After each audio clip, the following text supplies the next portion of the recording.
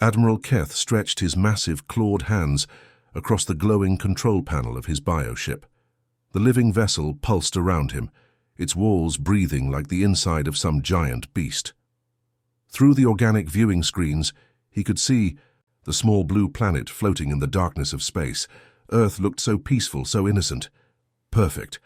Look at this pathetic world, Keth hissed to his second-in-command. Their rockets still burn chemical fuel like ancient fire sticks. Their satellites are barely more advanced than floating metal boxes. The Draconian Admiral had seen this same sight 16 times before. 17 civilizations had fallen before his mighty armada. Each time it was the same story. The primitive species would panic, fire their weak weapons, and then surrender when they realized how hopeless their situation was. Some worlds lasted hours, others managed to fight for days. But they all fell in the end. Keth's bioship was just one of 300 vessels in his fleet. Each ship was grown rather than built, created from living tissue that could heal itself and adapt to different environments. The Draconians had perfected this technology over thousands of years. These bioships could survive in the vacuum of space, repair battle damage in minutes, and strike with the fury of a living predator. "Sir, we're picking up their radio transmissions," reported his communications officer. "They're broadcasting on multiple frequencies. Sounds like panic." Keth's reptilian lips curved into what passed for a smile among his species. "Let me hear their fear." The bridge filled with crackling human voices, speaking in dozens of different languages. Emergency broadcasts, military communications, news reports, all of it painted the same picture. Earth was scared. Their leaders were calling emergency meetings. Their military forces were scrambling like insects when someone kicks over their nest. "Nuclear weapons detected, sir," announced the weapons officer. "Primitive fusion bombs. Maybe a few thousand of them across the planet." "Fusion," Keth laughed, a sound like grinding stone. "My ancestors were using fusion weapons when these humans were still living in caves. Begin the approach. Standard intimidation. Pattern." Meanwhile, far below on Earth's surface, Commander Min sat in a concrete bunker deep beneath the bustling city of Seoul. Multiple screens surrounded her, showing satellite feeds, radar contacts, and data streams that most people on Earth didn't even know existed. She had been waiting for this moment her entire career. "Ma'am, the Draconian fleet is maintaining formation as expected," reported her aide. "They're taking the slow approach, probably trying to scare us into surrendering before they have to." "Fight!" Min nodded. She had studied the Draconian attack patterns for years. They always did the same thing. Show up with overwhelming force, let the enemy panic for a while, then demand surrender. It worked because most civilizations really were as primitive as they appeared. But Earth was different. "Activate Protocol 7, Min ordered, her voice calm despite the magnitude of what was happening. "Send the authentication codes to all deep Kava stations." Her fingers moved across a control panel that looked nothing like the primitive technology the Draconians were seeing through their sensors. This wasn't some crude computer made of metal and silicon. This was quantum engineered, incorporating technologies that even the Draconians would struggle to understand. Across the planet, hidden facilities began receiving Min's coded signals. On the surface, everything looked normal. Cities continued their daily routines. News channels showed panicked reporters and worried government officials. Military bases scrambled their most advanced fighter jets, which to any outside observer appeared to be simple chemical-powered aircraft from the early 21st century. But underneath this facade, something entirely different was happening. In underground, facilities that didn't appear on any public maps, advanced systems came online. On the moon's far side, installations that had been dormant for decades began powering up. In the asteroid belt, mining operations that appeared to be extracting simple metals were actually weapons platforms disguising themselves as industrial equipment. "How long until they reach optimal position?" Min asked. 18 hours at their current speed, ma'am. They're really taking their time with the intimidation approach." Min allowed herself a small smile. "Let them. The longer they take, the better our preparations. Make sure all surface forces maintain the primitive protocols. I want every Draconian sensor to see exactly what we want them to see." Above Earth's atmosphere, Admiral Keth continued his slow, menacing approach. His bioships moved in perfect formation, a sight that had terrorized countless worlds before. The organic vessels seemed to flow through space like a school of predatory fish, their hulls shifting color from deep purple to threatening red. "Sir, we're detecting increased military activity on the surface," reported his tactical officer. "Looks like they're mobilizing everything they have." "Excellent," Keth replied. "Fear makes them predictable. Begin broadcasting the surrender demands. Use their most common languages." The message went out across all human communication channels. "Surrender immediately. Submit to draconian rule. Resistance was futile." The same words that had broken the spirit of 17 civilizations. But this time, things were going to be very different. Dr. Hannah rubbed her tired eyes and stared at the massive wall of screens in front of her. The Deep Space Monitoring Station looked like something from a science fiction movie, but most people on Earth had no idea it even existed. Hidden beneath an ordinary research facility in the mountains of South Korea, this place had been tracking objects in space for over 50 years. "That's weird," she muttered, zooming in on her sensor readings. "Computer, show me the Draconian fleet's movement pattern for the last 6 hours." The holographic display lit up, showing the path of the alien ships as they approached Earth. But something was bothering Hannah. The massive bioships weren't taking the most direct route. Instead, they kept making small course corrections, steering around what appeared to be completely empty space. Why are they avoiding those areas? She wondered aloud. Her fingers danced across the quantum interface, pulling up gravitational readings, electromagnetic signatures and spatial distortion measurements. According to every sensor she had, those regions of space were totally empty. Nothing there but vacuum and starlight, but the Draconians were giving those spots a wide berth, like a person walking around invisible obstacles in a dark room. Hannah had been studying alien technology and space warfare tactics since she was a teenager. Her parents thought she was wasting her time on science fiction fantasies. They had no idea their daughter was actually part of humanity's most classified defense program. She had 3 advanced degrees that didn't officially exist, and security clearance that would make government officials nervous. "Dr. Hannah to command," she spoke into her communicator. "I'm seeing some interesting behavior patterns from our visitors. They're avoiding coordinates 77 Alpha through 99 Delta. Recommend we log this for analysis." "Copy that, Doctor. Keep monitoring and report any changes." Hannah smiled to herself. The Draconians thought they were being careful, but they were actually giving away valuable intelligence. Their avoidance patterns were revealing exactly where they expected to find resistance. 300 kilometers away, Captain Wu sat in what looked like a perfectly ordinary military command center in Busan. On the surface, it appeared to be a standard South Korean defense facility.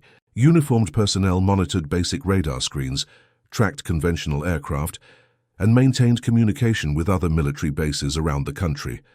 But appearances could be very deceiving.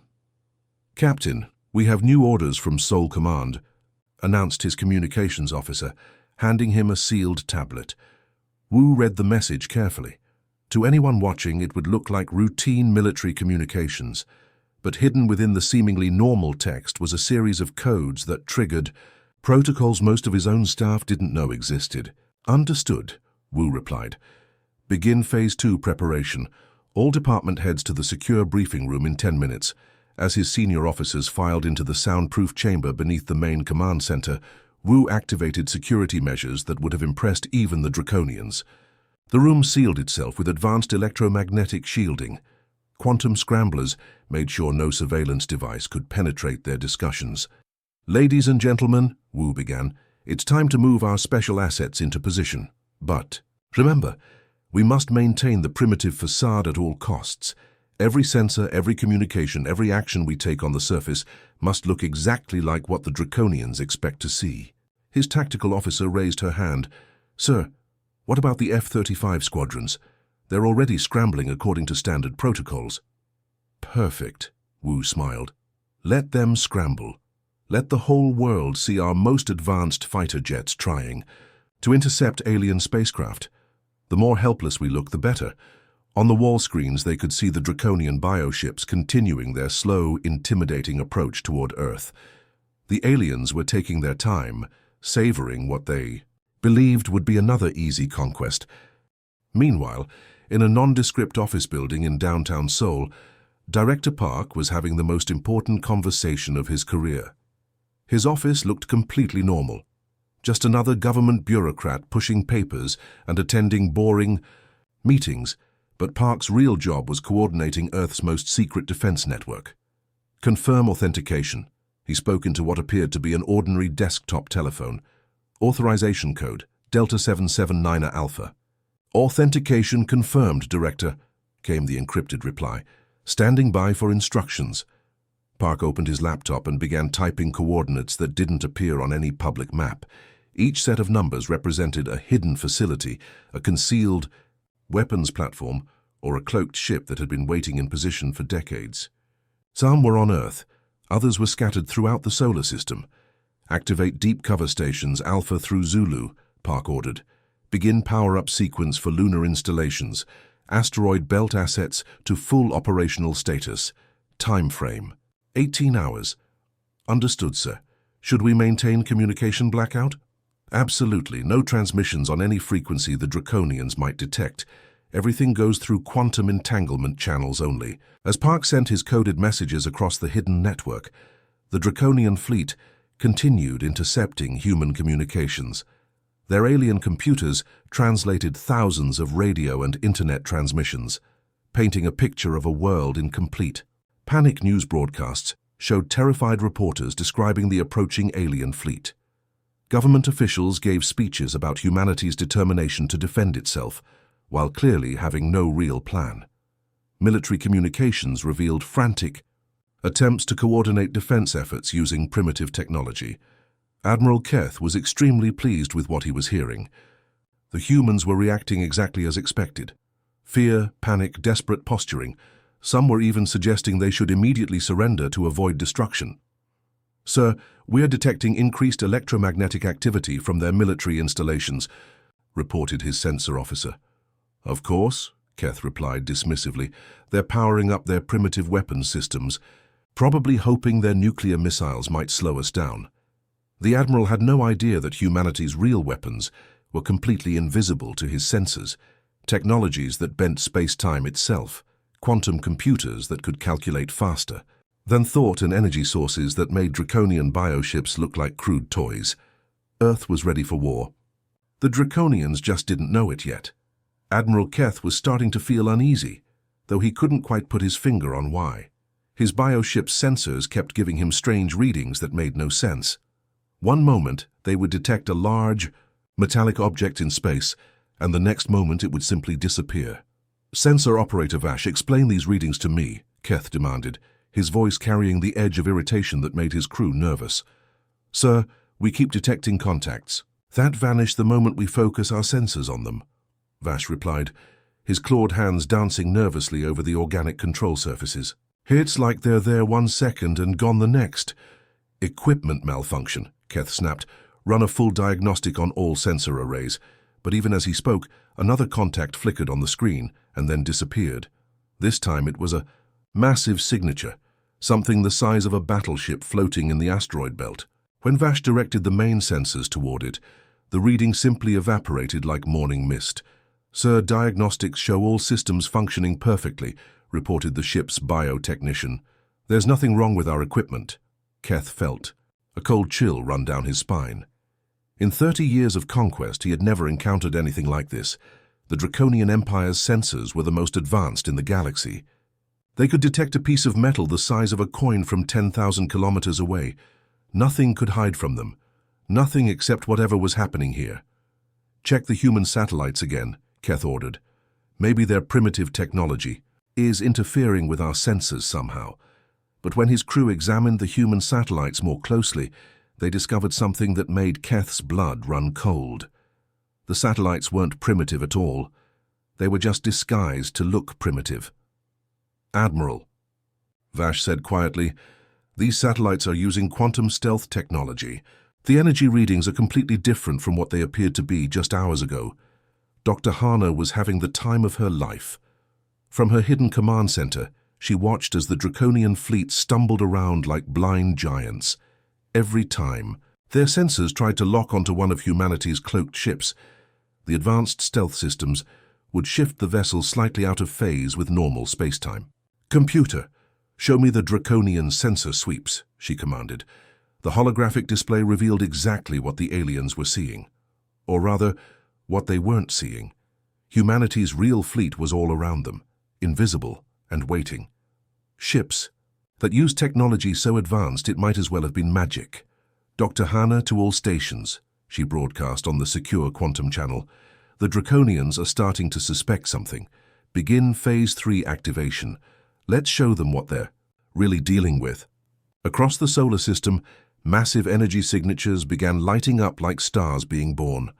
On the far side of the moon, installations that had been dormant for decades suddenly blazed to life. These weren't the simple mining operations or research stations that appeared on public records.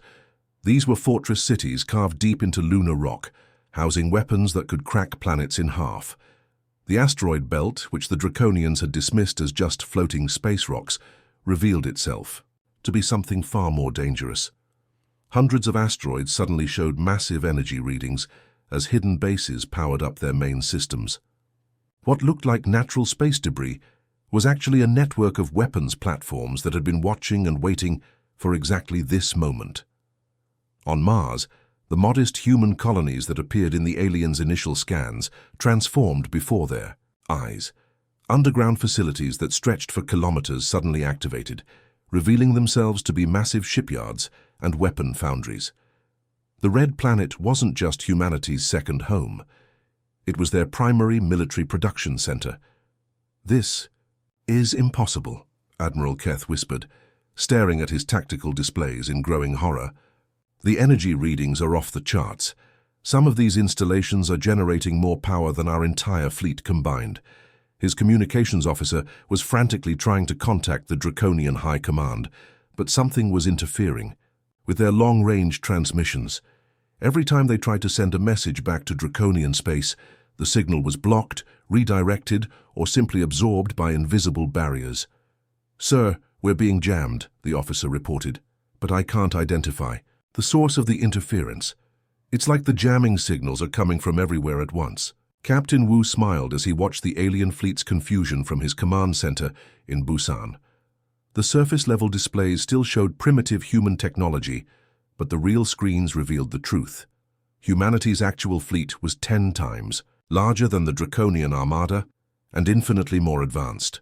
"All ships maintain stealth protocols," Wu ordered. "Let them panic a little more before we reveal ourselves completely."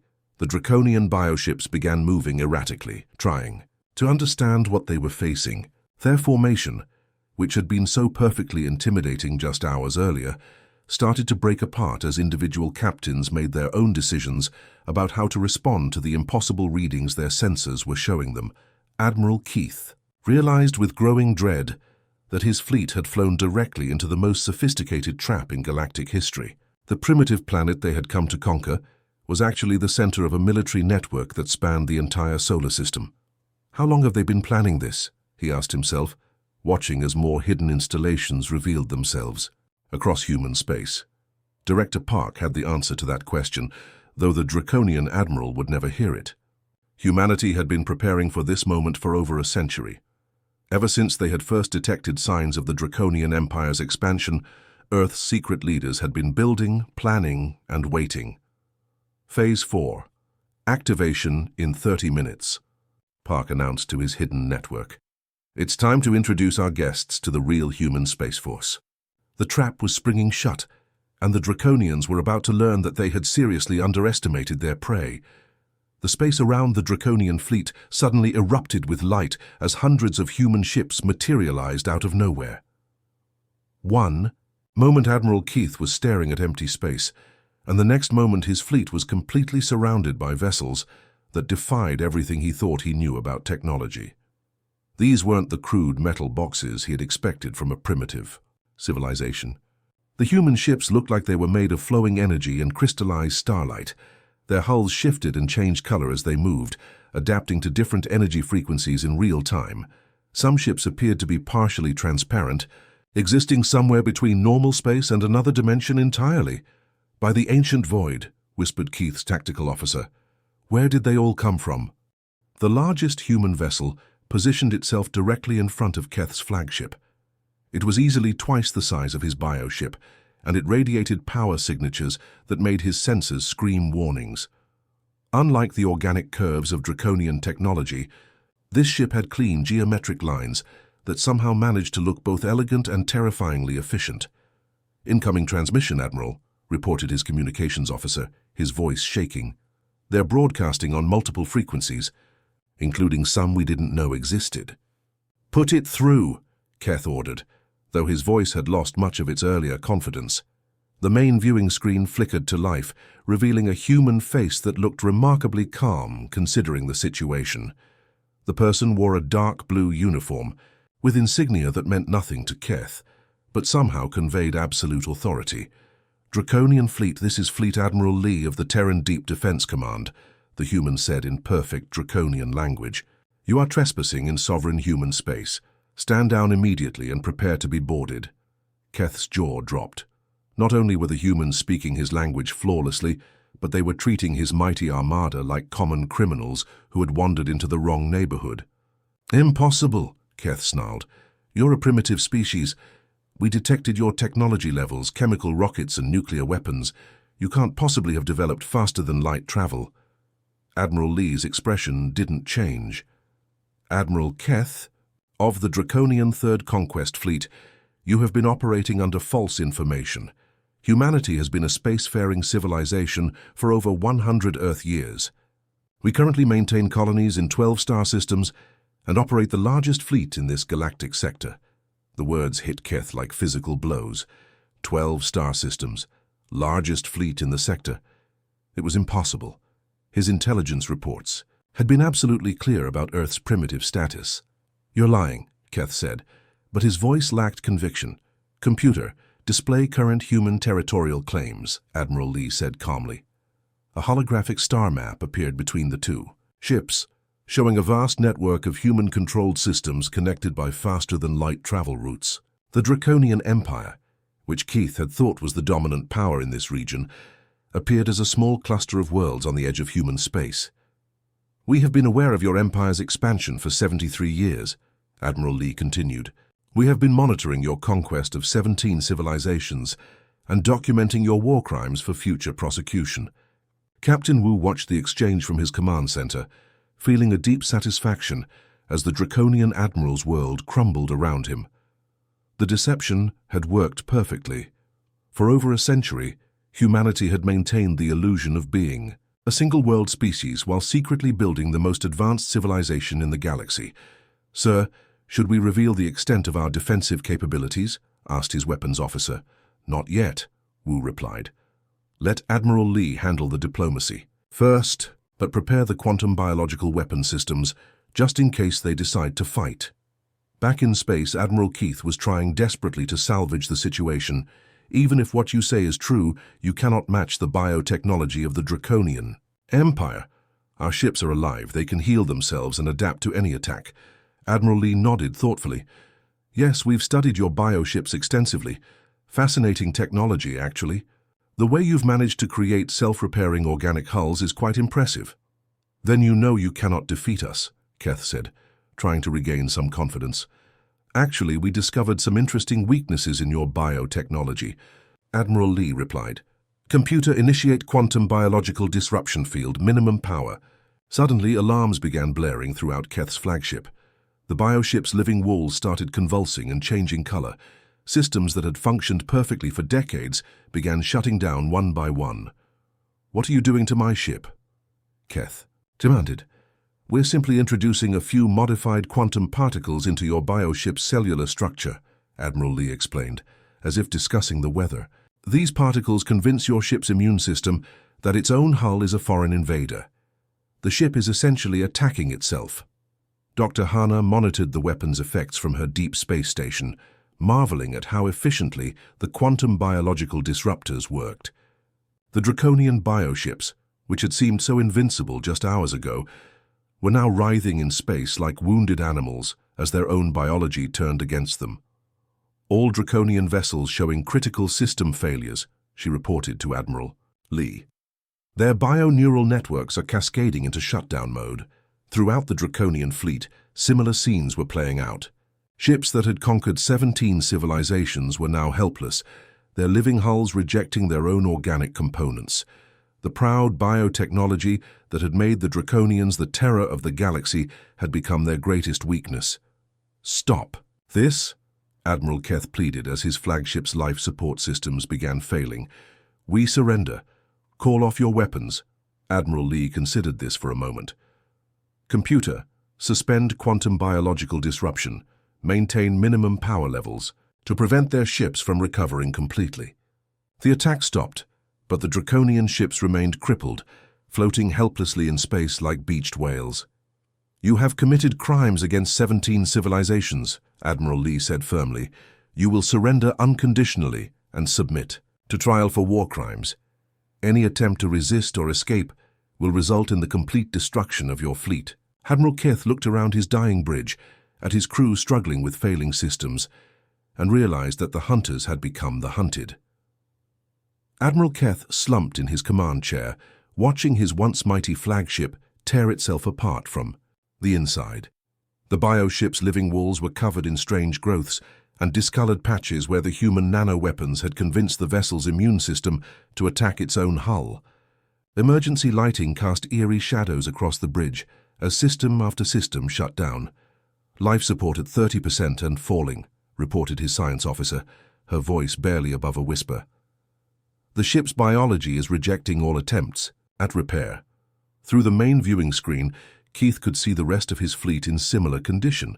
300 bioships that had once struck fear into the hearts of entire civilizations now floated helplessly in space like dying creatures. Some were spinning slowly, their navigation systems completely offline.